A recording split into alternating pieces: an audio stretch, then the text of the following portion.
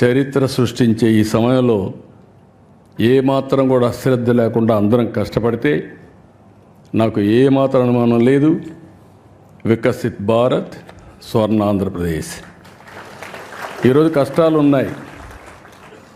కష్టాలు ఉన్నాయనే ఉద్దేశంతో నేను ఆత్మస్థైర్యాన్ని పోగొట్టుకోవడానికి సిద్ధంగా లేను. ఈరోజు మీరు చూసినప్పుడు ఇప్పుడే వెంకయ్య నాయుడు గారు చెప్పారు, మీరు ఓవర్ కాన్ఫిడెంట్గా ఉన్నారని చెప్పి. కరెక్టే, కానీ ఆశ ఉంది.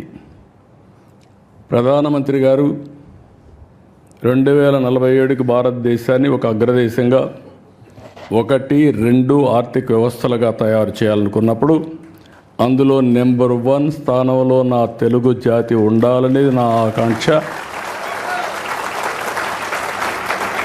అదే సమయంలో ఈరోజు చాలా కష్టాలు ఉన్నాయి. నేను ఇప్పుడు కూడా వస్తూ నిన్న ఢిల్లీకి వెళ్ళి అడిగాను. నేను మార్నింగ్ కూడా ఒక మాట అన్నాను మినిస్టర్ గారితో. ఆవిడ ఎంత ప్రాంప్ట్గా నేను నాకు ఇబ్బందులు ఉన్నాయని చెప్తే, చెప్పడమే కాదు డైరెక్ట్గా నా ముందరనే ఫోన్ చేసి ఇమీడియట్గా ఫండ్స్ రిలీజ్ చేయమని. తర్వాత ఈ రోజుకి నాకు ఆ డబ్బులు కూడా వచ్చాయి.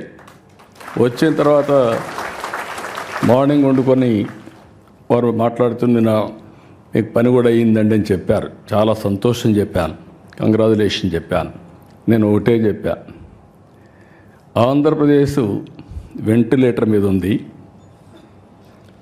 మీ డాక్టర్గా మీరు ఇచ్చిన మెడిసిన్ వల్ల వెంటిలేటర్ నుంచి బయటకు వచ్చాం. ఇంకా కూడా ఆరోగ్యం బాగుపడలేదు. ఇంకా కొన్ని రోజులు మీ ట్రీట్మెంట్ అవసరం మేడం అని చెప్పి మార్నింగ్ కూడా రిక్వెస్ట్ చేశా. పేషెంట్ వెరీ స్ట్రాంగ్, కానీ శక్తి లేకపోతే ఎటైనా పోయే పరిస్థితి వస్తుంది. ఆ సరైన సమయంలో అటు ప్రధానమంత్రి గారు కానీ, కేంద్రంలో ఉండే మంత్రులు కానీ, ప్రత్యేకంగా ఫైనాన్స్ మినిస్టర్ గారు పూర్తిగా సహకరిస్తున్నారు. లేకపోతే ఏమాత్రం కూడా మనకు వెసులుబాటు లేని పరిస్థితి ఉండేది.